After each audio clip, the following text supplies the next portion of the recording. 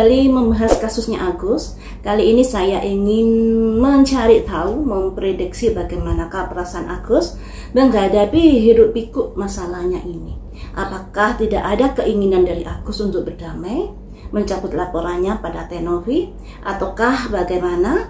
Ataukah Agus takut karena ada tekanan dari pihak ketiga? Mari kita prediksi. Pertama ini, apakah Agus tidak ada keinginan untuk mencabut laporannya?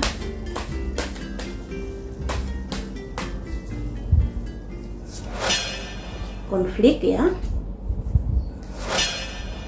merenung ke dalam, 10 koin, bimbang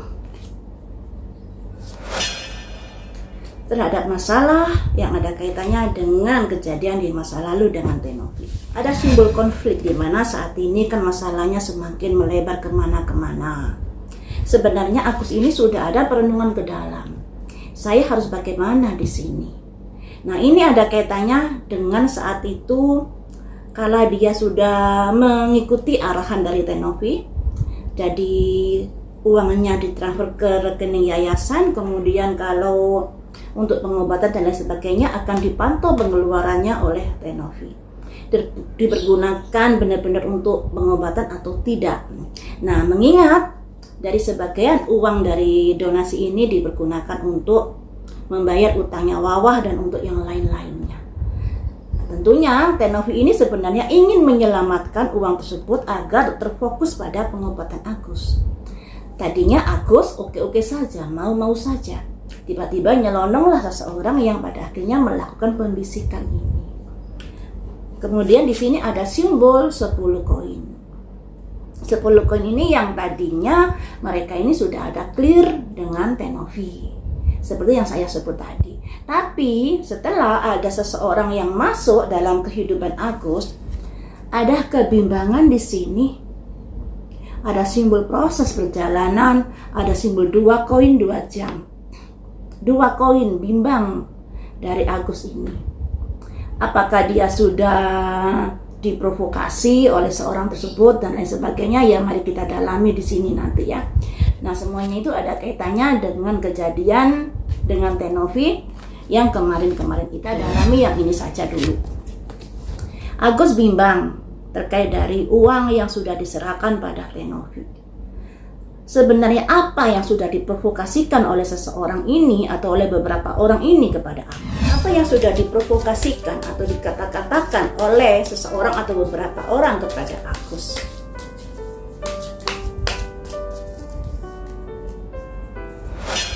Ada simbol your higher self. Agus, posisimu ini paling benar. Posisimu kuat di sini. Nah, Agus dikompor-kompori seperti itu, seolah-olah posisi Agus, kedudukan Agus sangat kuat di dalam kasus ini. Ini ya, ada simbol your higher self. Kamu adalah paling tertinggi, kamu paling kuat, kamu paling benar. Nah, komporannya seperti itu. Kemudian apalagi? Optimis. Nah, ini yang pada akhirnya membuat Agus optimis mengikuti kemauan dari seseorang atau beberapa orang yang sudah membisikinya, mempengaruhinya. True love. Nah, hubungan yang saling yang saling klik ya. Jadi Agus ini dengan orang-orang yang mempengaruhi ini ada klik di sini. Makanya ada cinta sejati simbolnya, ada sebuah kerjasama yang sejati. Lucu juga ya, masalah donasi kok jadi seperti ini. Seharusnya orang yang paham dan yang ngerti ini bisa membimbing Agus ke arah yang lebih baik lagi demi kesehatan Agus. Tapi di sini ternyata orang-orang di sekitar Agus malah membisiki Agus dengan memberikan kompor-kompor yang meleduk bahwa kamu kedudukannya benar, bahwa kamu paling tinggi di sini. Dan disinilah ada optimis untuk mewujudkan dari keinginan atau dari kompor-kompor meleduk tadi. Dan di sini hubungan Agus dengan kompor meleduk ini sangat baik. Ya tentunya karena Agus merasa diuntungkan nantinya, merasa bisa ngambil uang itu dan mempergunakan sesuka hatinya tanpa ada pengawasan dari Tenovi. Apakah ada perjanjian kamu dengan seseorang atau dengan beberapa orang yang sudah memberi kamu itu? Misalnya bagi hasil increase, naik ke atas. Ada di sini ada simbol increase, terus di atasnya di sini ada simbol circle. Dari orang-orang dekat. Ya, jadi ada kayak nanti gimana begitu kalau misalnya andai kata kasusnya ini goal. Apakah kamu ikhlas itu? Ada milestone merayakan. Oh ya ikhlas, karena sudah ada hitung-hitungannya. Oh begitu jadinya. Jadi begini, setelah ada pembisi Agus merasa optimis bahwa kedudukan dia paling benar. Kemudian terjadilah sebuah kerjasama dengan orang-orang tersebut, yang pada akhirnya ada sebuah komitmen nanti kalau goal akan merayakan di sini. Akan merayakan. Selanjutnya, saat ini apa yang kamu pikirkan setelah kamu dilaporkan oleh kubu Pablo? Komitmen. Nah, Agus masih bersikeras di sini komitmen dengan orang-orang yang sudah menjadi kompor meleduk ini. Ada komitmen di sini, masih keras kepala Agusnya ini. Padahal ini sangat membahayakan untuk Agus loh ya. Karena apa? Uangnya ini kan dari donasi ini masuknya di rekening Agus. Kemudian ternyata ada pengeluaran yang kurang lebih ya 200 juta untuk membayar utangnya Wawa, untuk ini dan itu dan lain sebagainya. Tidakkah kamu panik Agus menghadapi hal-hal yang seperti ini? Playing it safe, bermain cantik, bermain aman di sini. Nah, kan banyak toh berita-berita di media sosial bermain cantik. Nah, jadi Agus dan timnya ini akan bermain cantik di sini. Bermain cantik yang seperti apakah Agus? Yang intuisi dan manifestasi. Yang intinya dia menginginkan apa yang menjadi keinginan itu bisa diwujudkan. Jadi keinginannya itu kan uang dari Tenovi itu bisa keluar dan bisa dipergunakan. Dan ini Agus masih bersikukuh untuk mewujudkan ini. Dan ini ada permainan cantik di sini. Nah, permainan cantik yang seperti apakah yang akan terjadi di dalam persidangan nanti? Ataukah Agus melakukan sebuah perdamaian tapi dengan keinginan-keinginan, misalnya perdamaian yang pada akhirnya Agus mengikuti dari ketentuan bahwa uangnya akan dipergunakan untuk pengobatan, kemudian mau diawasi juga, dan kemudian sisa uangnya itu bisa dipergunakan untuk hidupnya. Apakah permainan cantiknya nanti seperti itu? Setelah mentok, apakah seperti itu setelah mentok? Fragmented energy, serpian energi. Wow. Jadi di sini Agus posisinya kurang bagus loh ya. Kalau sampai Agus dilaporkan, tapi kan sudah dilaporkan. Kalau sampai Agus tidak melakukan upaya perdamaian di sini. Sebenarnya ini masalah mudah loh. Tinggal ngikuti dari pernyataan bersama saat di podcastnya Densu itu. Dan sesungguhnya Tenovi ini tujuannya juga bagus untuk melindungi uang Agus dari benalu-benalu yang ada di sekitar Agus. Cuman sayangnya Agus sudah terpengaruh oleh kompor meleduk itu tadi. Donasi ini diperuntukkan untuk pengobatan Agus. Donasi ini bukan diperuntukkan untuk keluarga Agus. Untuk kebutuhan keluarga Agus, maksudnya keluarga kayak kakaknya, adiknya, bibinya, uaknya dan lain sebagainya, bukan untuk itu. Makanya sangat-sangat posisinya Agus kejepit di sini jikalau nanti di persidangan sampai lanjut ke arah situ. Jadi Agus, alangkah baiknya sebelum hal itu terjadi, cobalah kamu merenung ke dalam. Kamu jangan keras kepala. Kamu bermain cantik yang seperti apa? Andai kata kamu nanti kalah di persidangan, ya pengacaramu pasti juga akan goodbye. Terus pengobatanmu seperti apa? Terus uang yang sudah kamu keluarkan untuk Wawa, untuk beli ini dan beli ini, untuk ini itu dan lain sebagainya, bagaimana tanggung jawabmu?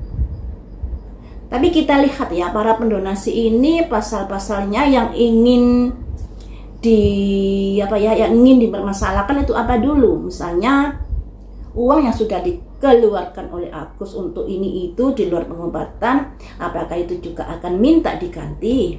Ataukah sisa dari donasi ini yang sudah diamankan Tenovi akan diberikan pada pihak-pihak yang juga membutuhkan selain Agus?